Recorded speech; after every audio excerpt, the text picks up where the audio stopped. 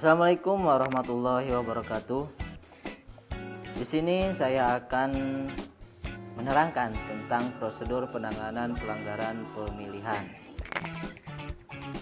Ya, lanjut. Untuk penanganan pelanggaran, kita harus mengetahui jenis-jenis pelanggaran pemilihan, sumber dugaan pelanggaran, serta langkah-langkah penanganan pelanggaran. Lanjut. Jenis-jenis pelanggaran pemilihan.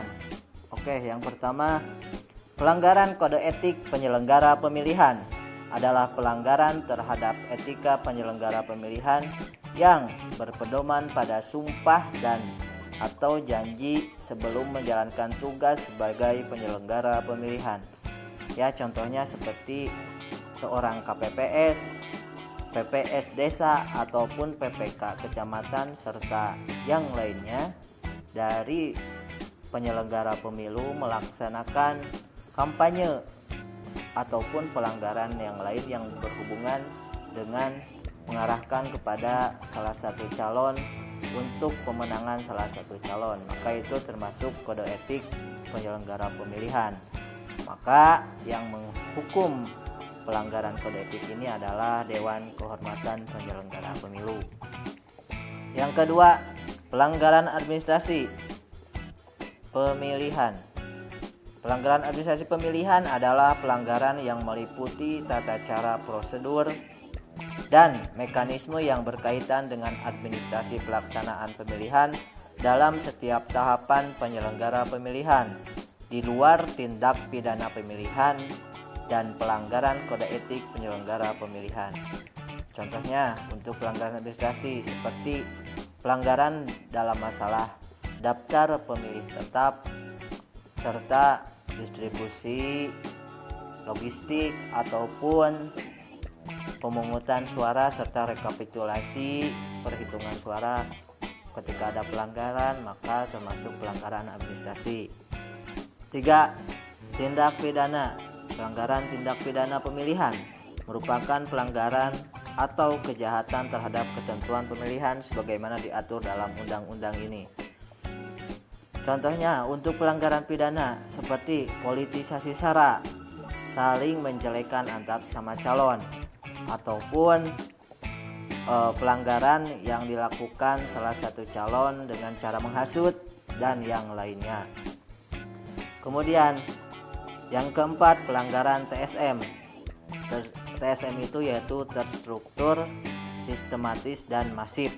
Adalah perbuatan yang dilakukan oleh calon dan atau tim kampanye dalam bentuk menjanjikan dan atau memberikan uang atau materi lainnya untuk mempengaruhi penyelenggara pemilihan dan atau pemilihan yang dilakukan secara terencana dan meluas dengan melibatkan struktur pemerintahan atau penyelenggara pemilihan yang dapat mempengaruhi hasil pemilihan secara langsung maupun tidak langsung. Nah, untuk pelanggaran TSM ini, TSM yaitu terstruktur, sistematis dan masif. Contohnya seperti seorang pejabat ataupun penyelenggara pemilu melakukan kampanye, itu merupakan terstruktur, sistematis dan masif. Ataupun adanya pelanggaran money politik dengan cara menjanjikan uang ataupun bantuan kepada pemilih dari salah satu calon, ataupun menjanjikan sebuah jabatan. Ketika salah satu calon memenangkan pemilihan tersebut, maka dijanjikan jabatan untuk si pemilih tersebut, maka itu termasuk pelanggaran TSM. Oke, lanjut. Nah, sekarang dugaan pelanggaran pemilihan dapat diketahui dari beberapa sumber. Nah, sekarang sumber pelanggaran, yaitu yang pertama dari laporan dan yang kedua dari temuan. Laporan merupakan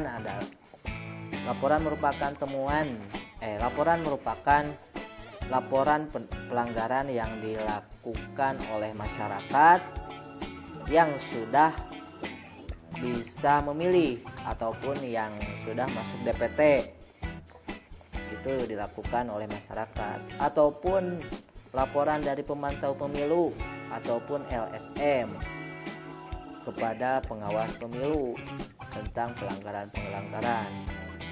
Yang kedua, temuan merupakan temuan pelanggaran yang ditemukan oleh pengawas TPS, pengawas desa, pengawas kecamatan, Bawaslu kabupaten, Bawaslu provinsi sampai pusat. Itu merupakan temuan dari pengawas pemilu.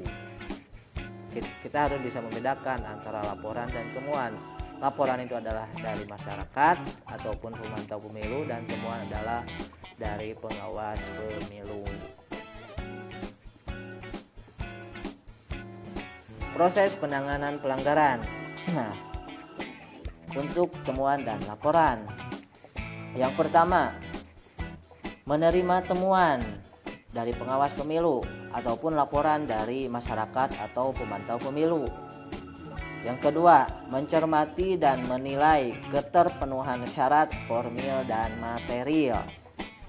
Itu apabila ada temuan ataupun laporan, maka dianggap sah apabila syarat formil dan material terpenuhi. Yang ketiga, memeriksa. Pemeriksaan dilakukan terhadap pelapor, terlapor, saksi, pihak terkait, dan meminta keterangan ahli yang dituangkan dalam berita acara, selain memeriksa keabsahan dan barang bukti. Yang keempat, melakukan kajian yang dituangkan dalam dokumen kajian.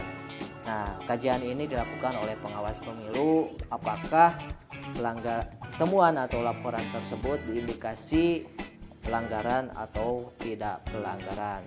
Nah, ketika selesai mengkaji, kita ataupun pengawas pemilu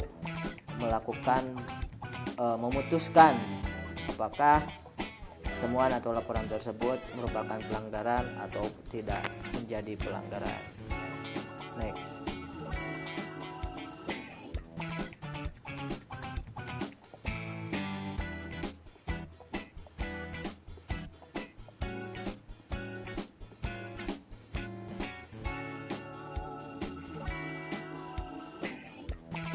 Nah, tindak lanjut temuan. Laporan hasil pengawasan dituangkan dalam formulir model A.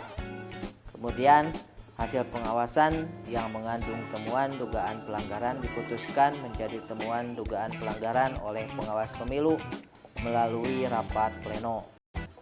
Ketiga, berdasarkan keputusan pengawas pemilu, temuan dugaan pelanggaran diteruskan kepada bidang penanganan pelanggaran atau Bawaslu RI selambat-lambatnya 7 hari sejak ditemukan dugaan pelanggaran dengan mengisi formulir model A2. Itu merupakan formulir divisi penindakan pelanggaran.